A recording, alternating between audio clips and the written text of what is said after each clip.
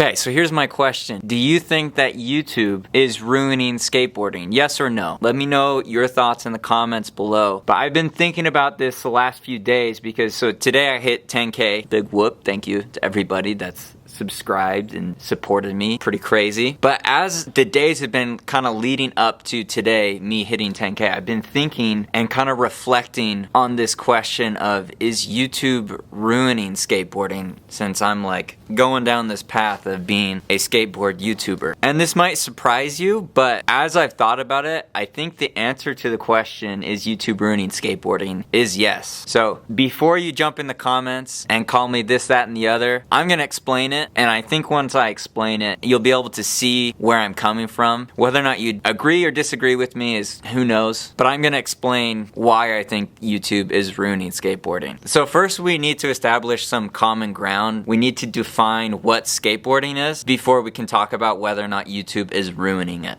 So I thought a lot about like how to define skateboarding. It's such a big thing, a big topic, and it can mean different things to different people. You know, when I say define skateboarding or what is skateboarding, what's the first thing that pops into your head? It could be skating with your friends. It could be watching a skate video or a skate part of your favorite pro. Maybe it's even like a YouTube video, like a Braille video. What's the first thing that pops into your head? For me, I have this image, okay? So I close my eyes and I think, what is skateboarding? And I see a ledge in my peripherals and I'm looking down at my feet and I'm about to pop into, I think it looks like a backside crook on a ledge. So this is the image that pops into my head. And I think it's because I've been working on crooks a lot lately. And so I see this image of trying to like learn a trick, trying to like feel that connection between me and the board and the obstacle. And so when I think about how to define skateboarding, I try to think of what is like the common denominator between everybody. And I think it's a feeling. The best thing that I could come up with to define skateboarding is the connection between a skater and a skateboard. I think boil down everything else away, that's what's left is skateboarders building that connection to their skateboard. Now for some people that's probably like too kooky, too like meta maybe, like alright man, you're getting like a little philosophical here, and that's totally fine. You can disagree with me 100%, that's valid, but for the sake of this discussion, I'm gonna be using that definition as I talk about whether or not YouTube is actually ruining skateboarding. So YouTube itself is just a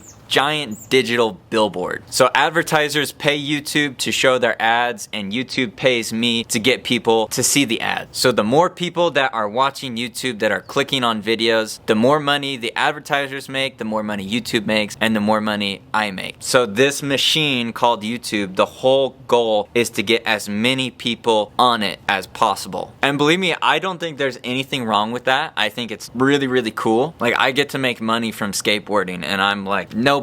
So I'm really hyped to be a part of this system. However, you can objectively look at the system and see that it favors some things over others. So the goal of YouTube is to get as many people there as possible. And so what gets people to click? It's things that are like really novel, things that you don't see every single day. The YouTube algorithm loves novelty because it gives people a reason to be there. And the more people that are there, the more money YouTube makes, the more money the advertisers make, the more money the YouTubers make. And so in this objective of getting as many people to YouTube as possible, there's nothing about it that is really designed to build up skateboarding. And again, skateboarding, as I define it, is that connection between skateboarders and their skateboard. That's not the goal of YouTube. The goal is to get as many people there so that everybody can get their piece of the pie. And again, I feel so lucky to be a part of this whole thing. I'm not hating on it, but the truth is that novelty gets clicks. Like, let's take Andy Anderson for example. He is like YouTube gold. That's why you see him everywhere on YouTube, on Braille's channel, Dan Corrigan's channel, Dale Decker's channel. I don't know,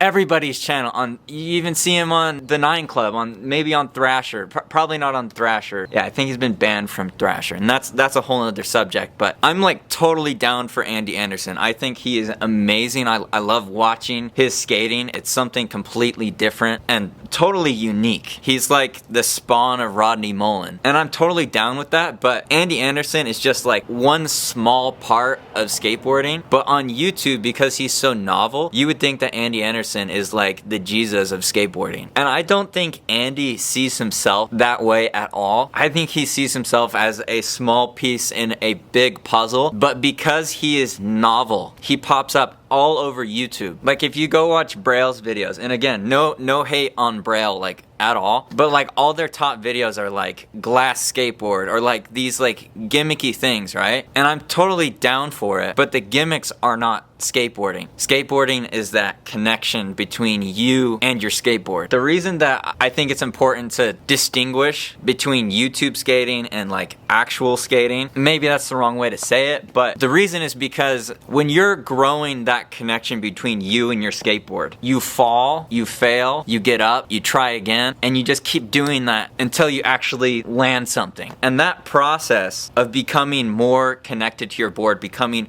more in control of your board, it teaches you a lot of lessons about yourself and about life. Skateboarding is like a really good way, in my opinion, to learn a lot of really good life lessons. And when you think that this like novelty version of skateboarding is skateboarding as a whole, I think potentially you can miss out on some of the best aspects of skateboarding. And here's what I mean. So the other day I'm at the skate park and this guy rocks up, and it was pretty clear that this guy was like a YouTube skater. He looks like he'd probably gotten into skateboarding like a year ago. Guy was like fully decked out, like Carryuma shoes, Braille shirt, Revive skateboard, like to the nine. This guy looked like he was like fresh from YouTube. And so this guy, he's skating around and he goes up to the quarter pipe and he's trying like rock to fakie, and he gets one, and then he yells like he landed like the 900. He's stoked that he landed the trick, and he needs everybody to know that he's stoked and that he landed the trick. Whereas kind of like to contrast that, sometimes the gnarliest skaters, most of the time actually, that I've seen like super gnarly skaters at the skate park, they will try the craziest stuff, and when they land it, they're very like quiet and to themselves about it. And I think it's because they don't care so much that other people saw it, they care that they did it. They care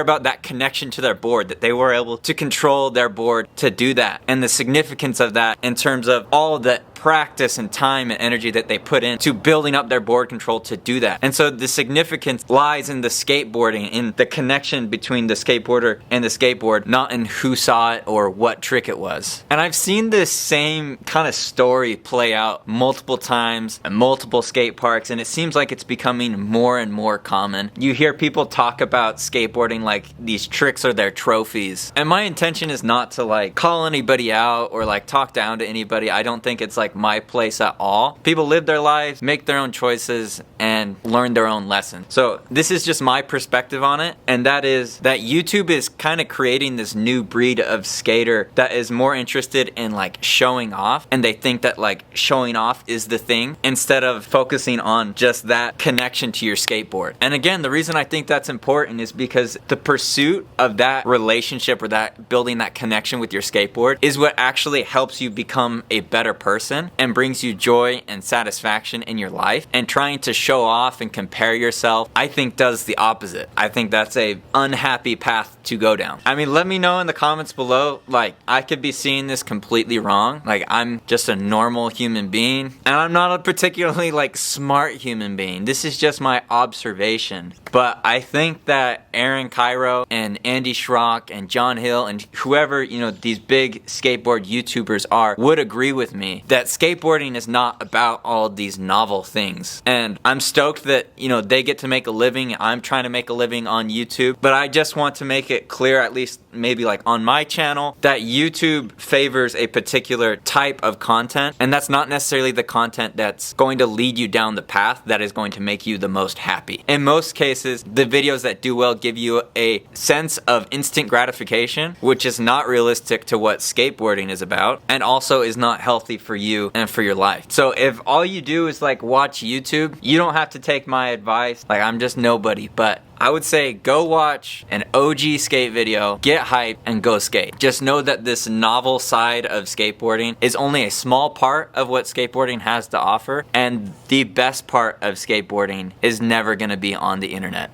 It's gonna be under your feet, rolling around, trying to build that connection between you and your skateboard. Anyways, guys, let me know what you think. What are your thoughts? Do you feel like there's like this new breed of like internet skateboarding popping up at the skate parks? And is it a good good thing? Is it a bad thing? Is it something that we should try to like remedy, or something that we just shouldn't even worry about? Anyways, I appreciate you guys subscribing to my channel. I doubt this video will do well, so if you're here, you're probably like a real one. So comment true homie down below if you've made it to this point. But yeah, I want people's lives to actually change from skateboarding the way that my life has changed from skateboarding. And so I just don't want people getting hooked on this instant gratification and novelty factor that is a premium on YouTube. But feel free to disagree with me in the comments down below. Curious to see where this discussion goes. But yeah, thank you again for 10K. Make every day a Friday, and I'll catch you in the next video probably tomorrow. So see ya.